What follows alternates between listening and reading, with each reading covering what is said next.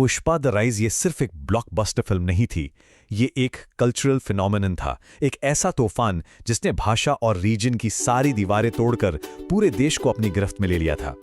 Box office के numbers वो तो हम सब जानते हैं, लेकिन इस जबरदस्त कामयाबी के पीछे की असली कहानी क्या है? तो चलिए आज पर्दे के पीछे चलकर उस मेहनत और जुनून को समझते हैं जिसने इस फिल्म को इतना यादगार बना दिया। इस पूरे विश्लेषण में हम उस अनदेखी दुनिया में उतरेंगे, वो दुनिया जहां किरदार गढ़े जाते हैं, मुश्किलों से लड़ा जाता है और एक डायरेक्टर का विजन हकीकत बन जाता है। तो कहानी की शुरुआत होती है इसके सबसे अहम हिस्से यानी इसके किरदार से। अल्लू अर्जुन ने पुष्पा राज का रोल सिर्फ निभाया नहीं, वो सचमुच में वो किरदार बन गए थे। तो सवाल ये है कि ये हुआ कैसे? जैसा कि यहाँ दिख रहा है, ये कोई 1-2 दिन की बात नहीं थी, बल्कि एक गहरी 3 स्टेप की प्रक्रिया थी।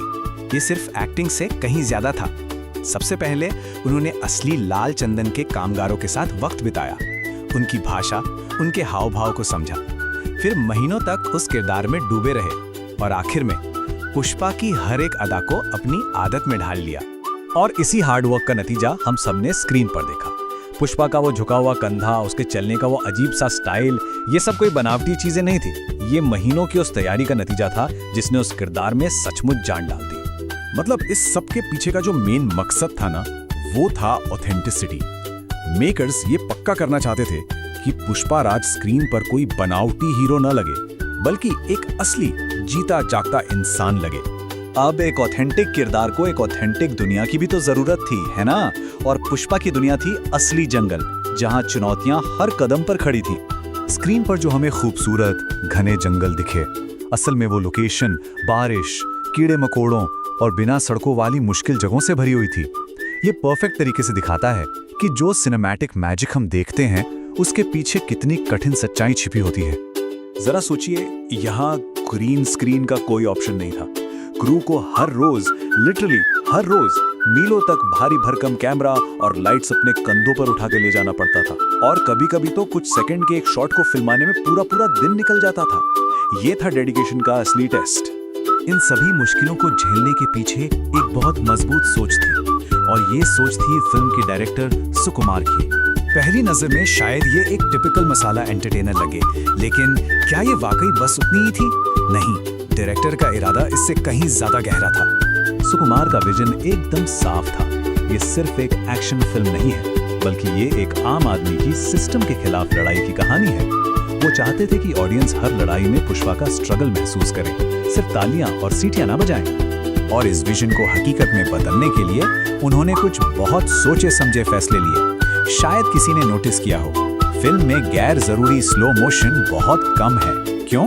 ताकि एक्शन एकदम रॉ और रियल लगे। कैमरा एंगल्स भी ऐसे हैं जैसे हम खुद उस सीन में मौजूद हों, और म्यूजिक वो हीरो की एंट्री पर नहीं, बल्कि कहानी के इमोशन को और ऊपर उठाने के लिए इस्तेमाल हुआ है। लेकिन देखिए, कोई भी फिल्म सिर्फ एक विजन से नहीं बनती, वो बनती है उन कलाकारों और क्रू के जुनून से, जिन्होंने उस विजन को सच करने के लिए अपनी हर हद पार कर दी। फेमस गाना सामी सामी इसका एक बेहतरीन एग्जाम्पल है।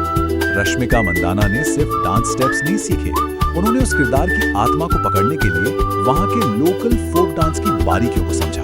उनका फोकस डांस से ज्यादा एक्सप्रेशन पर था, ताकि वो चुलबुलापन और मासूमियत स्क्रीन पर असली लगे, और इसके लिए अनगिनत रीटेक हुए। और अल्लू अर्जुन, उन्होंने भी इस फिल्म के लिए बहुत कुछ सहा।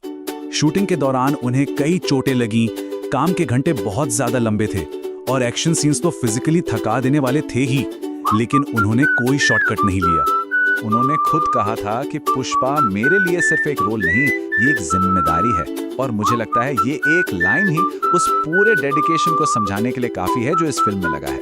तो आखिर में बात बस इतनी सी है कि जो शानदार कहानी हमें 3 घंटे में स्क्रीन पर दिखाई देती है, वो असल में सालों की उस कड़ी मेहनत का नतीजा होती है जो हमें कभी दिखाई ही नहीं देती। तो अब ये सब जानने के बाद अगली बार जब पुष्पा देखेंगे, तो क्या ध्यान सिर्फ एक्शन और डायलॉग्स पर ही जाएगा, या फिर उस झुके हुए कंधे के पीछे की महीनों की मेहनत और जंगल के हर सीन के पीछे क्रू का पसीना भी महसूस होगा? सोचिएगा जरूर।